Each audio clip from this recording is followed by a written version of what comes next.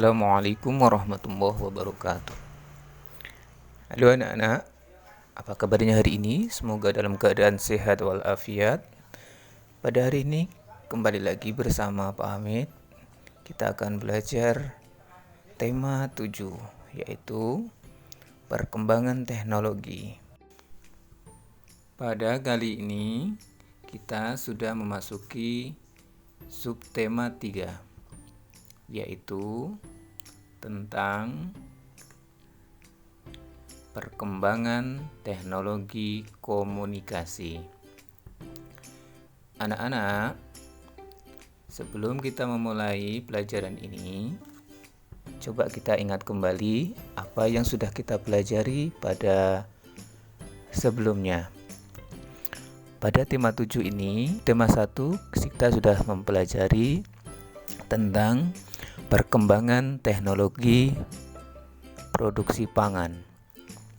Pada subtema 2, kita juga sudah mempelajari perkembangan teknologi pandang. Dan pada kesempatan kali ini, kita akan mempelajari subtema 3, yaitu tentang perkembangan teknologi komunikasi. Dan nanti setelah kita selesai mempelajari subtema 3, kita juga akan mempelajari subtema 4, yaitu tentang perkembangan teknologi transportasi. Anak-anak, sebelum kita mulai pelajaran kali ini, dipersilahkan anak-anak untuk berdoa sesuai dengan agama yang dianut. Bagi yang beragama Islam, mari Pak Hamid antarkan dengan membaca basmalah dan doa pembuka pelajaran. Bismillahirrahmanirrahim. Raditu billahi rabba wa bil islami dina wa bi Muhammadin nabiyya wa rasula. Rabbi zidni ilma warzuqni fahma. Amin ya rabbal alamin. Baik anak-anak, pada kesempatan kali ini kita akan mempelajari subtema 3, yaitu tentang perkembangan teknologi komunikasi. Apa saja yang akan kita pelajari di sini?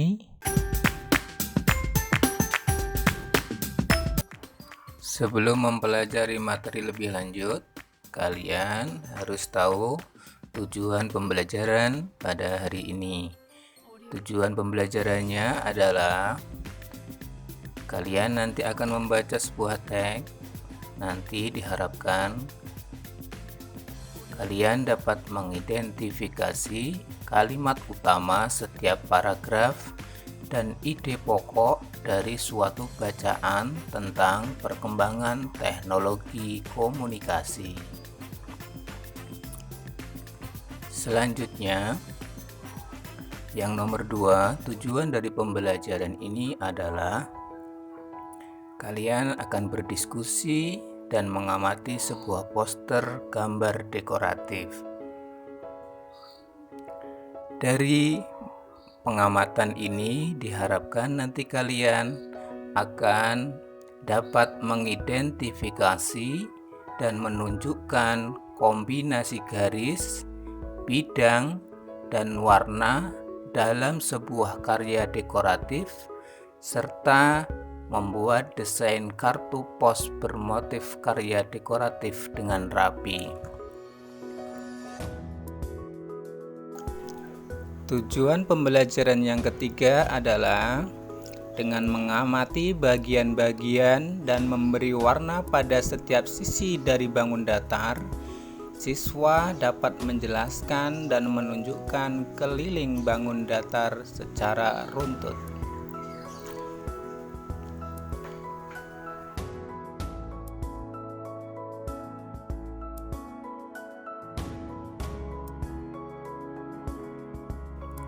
Anak-anak sudah tahu ya, tujuan pembelajaran hari ini ada 3. Baik anak-anak, hari ini kita akan melanjutkan pembelajarannya.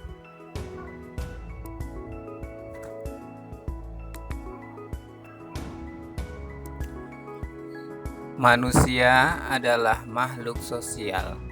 Artinya, setiap orang memerlukan orang lain. Satu orang berhubungan dengan orang lain. Manusia melakukan komunikasi saat bersama-sama. Saat berkomunikasi, kita dapat menyampaikan apa yang diinginkan. Saat berkomunikasi, kita dapat menyampaikan apa yang kita pikirkan. Dahulu, ruang komunikasi manusia amat terbatas. Bersyukurlah teknologi komunikasi makin berkembang. Kini kita dapat berkomunikasi dengan siapa saja dan di mana saja. Mari kita pelajari perkembangan teknologi komunikasi agar hidup makin berarti.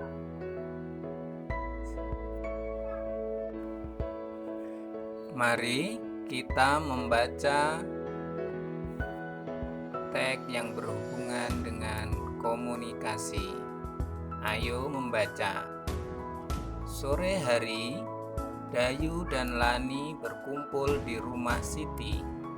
Saat bermain di teras rumah, Pak Pos datang mengantarkan majalah dan surat untuk Siti. Seminggu yang lalu, Siti memesan majalah anak di sebuah toko dengan bantuan ibu. Ibu memesan menggunakan pesan singkat pada ponselnya. Saat ini, kita bisa membeli barang tanpa perlu berkunjung ke toko yang menjualnya. Siti mengajak Dayu dan Lani untuk membaca majalah tersebut bersama-sama. Salah satu wacananya tentang sejarah komunikasi. Siti, Dayu, dan Lani tertarik membaca sejarah komunikasi. Berikut ini sejarah komunikasi. Komunikasi adalah cara penyampaian gagasan antar manusia. Pada awalnya, komunikasi dilakukan secara tatap muka dan pesan disampaikan secara lisan. Namun, kebutuhan untuk menyampaikan informasi secara tidak langsung juga sangat diperlukan, sehingga ilmu tentang komunikasi semakin berkembang. Ada bermacam-macam cara penyampaian pesan dari jauh. Suku Indian menggunakan asap sebagai tanda pesan. Di Indonesia dikenal adanya kentungan. Kentungan digunakan untuk menyampaikan tanda bahaya bagi warga. Selain kentungan, gong dapat menjadi pilihan sebagai penyampaian pesan. Salah satu penyampaian pesan secara tertulis adalah melalui surat. Sebelum adanya kertas, surat ditulis di atas daun lontar. Pada saat mesin cetak telah diciptakan, alat komunikasi berkembang melalui surat kabar atau koran. Setelah surat kabar, media komunikasi seperti radio dan televisi mulai berkembang. Saat ini ada jaringan internet. Manusia dapat bertukar informasi melalui surat elektronik. Manusia dapat juga bertukar informasi melalui berbagai jejaring sosial. Jejaring sosial dapat menghubungkan ke belahan dunia manapun. Setelah kalian membaca teks sejarah komunikasi, kita akan membahas tentang kalimat utama dan ide pokok. Jika kita perhatikan dari paragraf pertama sampai paragraf keempat, di setiap paragrafnya terdapat kalimat utama. Apakah kalian masih ingat kalimat utama? Kalimat utama adalah sebuah kalimat yang di dalamnya terdapat gagasan utama, gagasan pokok, ide pokok, pikiran pokok, atau ide utama pada suatu paragraf.